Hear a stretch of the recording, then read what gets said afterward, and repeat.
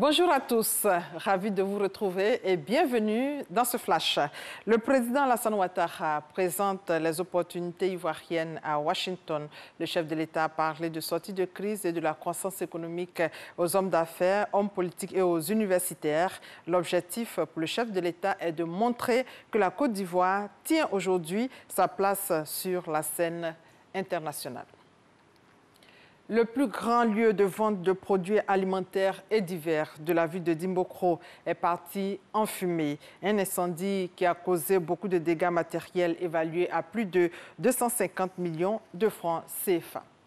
Chaque jour, une femme meurt en donnant la vie dans le monde. En Côte d'Ivoire, pour lutter contre la mortalité maternelle néonatale, dont le taux est estimé à 42,17% en 2016, le ministère de la Santé et l'UNICEF ont décidé de prendre en charge l'hémorragie postpartum, qui est une hémorragie d'origine utérine survenant dans les 24 heures suivant l'accouchement. Frédéric Oulaï et Franck Quadio pour plus de détails. Selon les résultats préliminaires issus du rapport national sur la surveillance des décès maternels, les hémorragies postpartum représentent la première cause de décès maternels avec 42,17% en Côte d'Ivoire en 2016.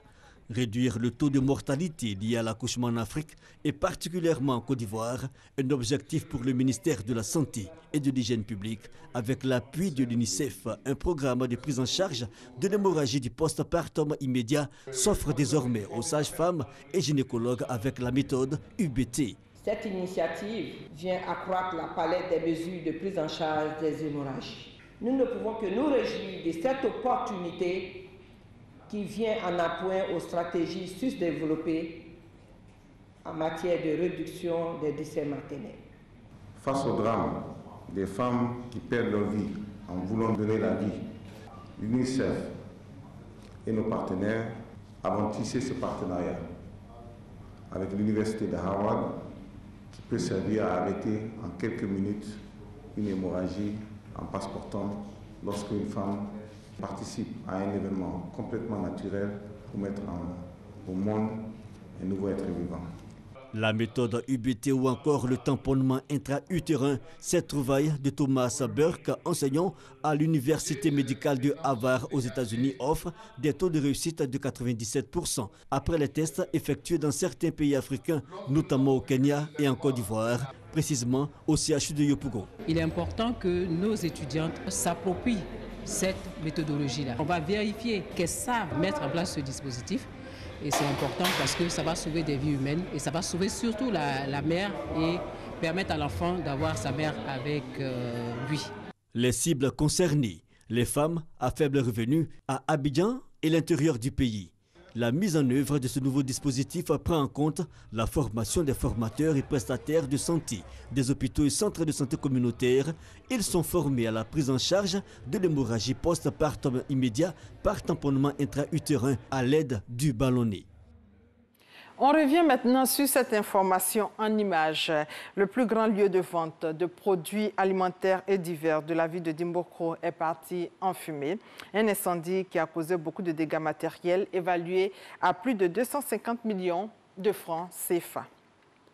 Au Togo, des milliers de manifestants demandent le départ du président Faure Gnassingbé. Ils étaient à nouveau descendus dans les rues de Lomé hier à l'appel de l'opposition qui a prévu 3 jours de manifestation jusqu'à jeudi. L'opposition réclame toujours les réformes constitutionnelles et le départ du chef de l'État. Aujourd'hui, le mouvement concernait l'ensemble du territoire. Une 3e et dernière journée de manifestation est prévue donc ce jeudi.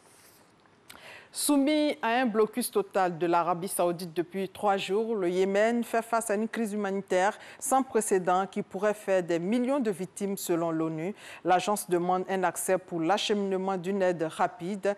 21 millions de personnes ont un besoin d'aide humanitaire urgente. 7 millions sont au bord de la famine et un enfant meurt toutes les 10 minutes de maladie. Presque 1 million de malades du choléra selon l'ONU.